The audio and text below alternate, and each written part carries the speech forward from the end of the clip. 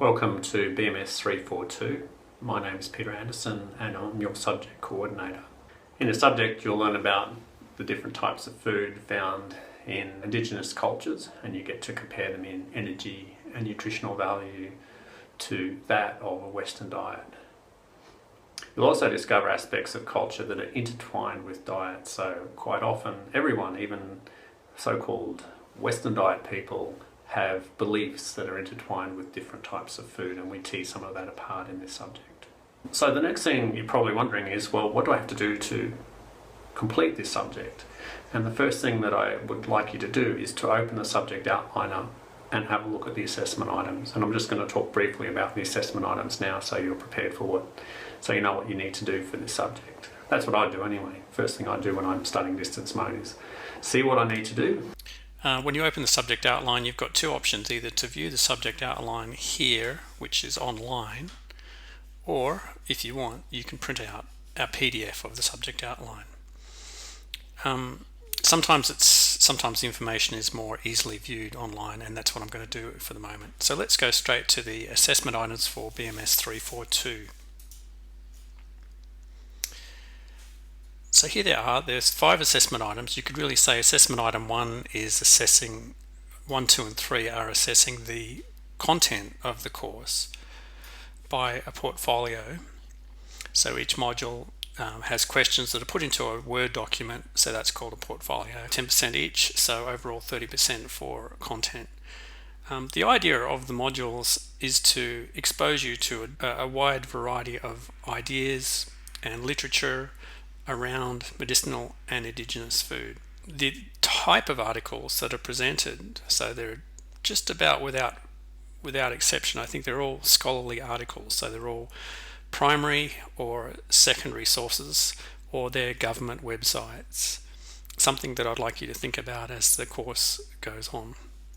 So they will prepare you for your research essay, Indigenous versus Western diet, to some extent.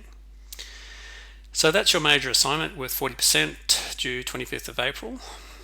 And so you do well to be starting that early, selecting a Indigenous community to study, checking with me that would be suitable, and then probably the first thing to do is to assemble your scholarly articles. So do a literature search to get started and then start reading. The last assessment item is the oral presentation on medicinal foods. I think you'll find it's a fun presentation to do, and I'll give anyone who needs a tutorial on how to use PowerPoint a tutorial. The next thing that I think you should do is to scroll down from the main assessment item table and to have a look at how each of the assessment items is submitted.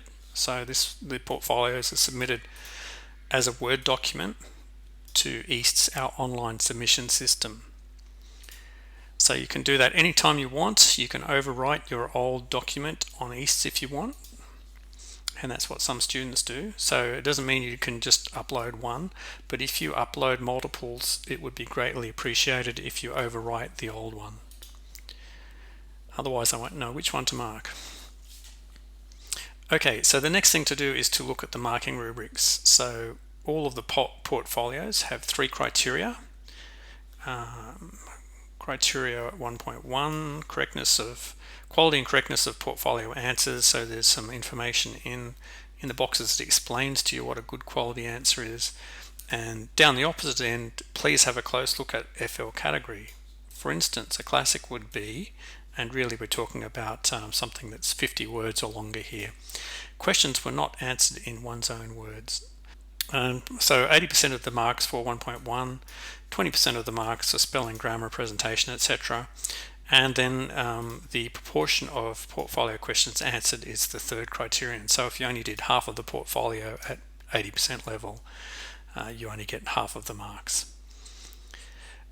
So portfolios 2 and 3 are assessed in exactly the same way. And then we get to the major assessment item 4. It's a research essay with the emphasis on research.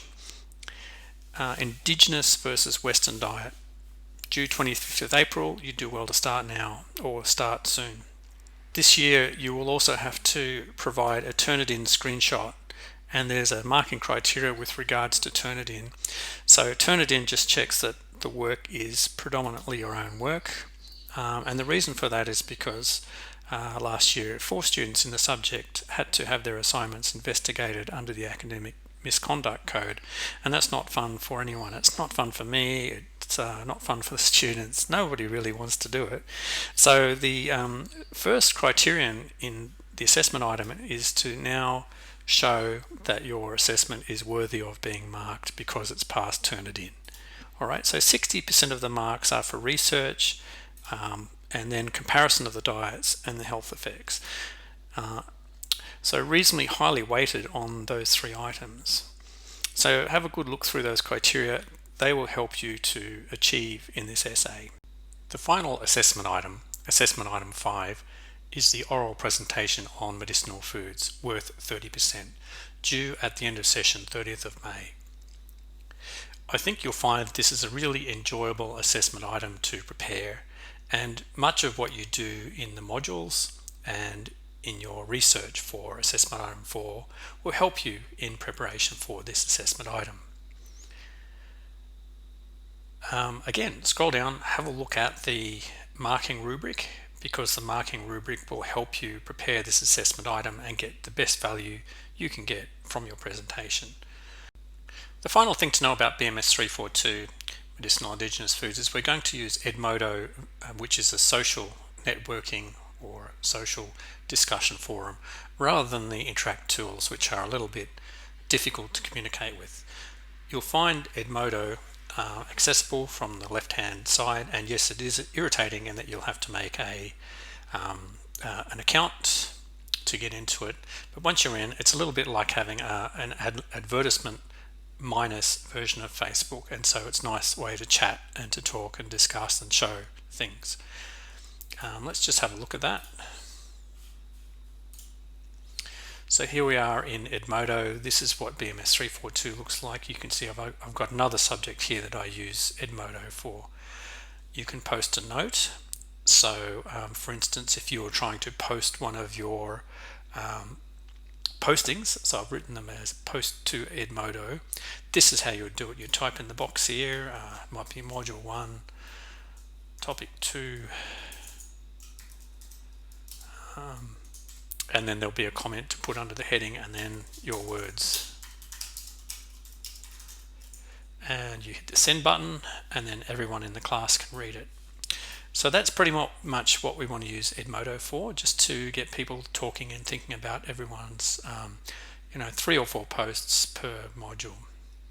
I hope you find this is a really rewarding, enriching subject that really makes you start to think about how people with Western diets, really is it the other cereals, for instance, that we have in our Western diets, particularly the refined cereals that we put into white flours and things like that. Do we fortify them with folic acid because really in our ancestral state we're eating much more green stuff? And before we had big societies, I think our diets were very different, and so some of the reasons we need to fortify foods, the big ones being things like iron, folic acid, are potentially because we've changed our diet massively as time has gone by and as civilizations have grown. So the grains in particular are the cultural superfoods that people like to talk about and use for advertising now, but they're the cultural superfoods mostly that have driven civilizations and have stopped us from dying during famines and winter and war. Alright, with that I'll leave it to you to get stuck into module 1 and to review the assessment items.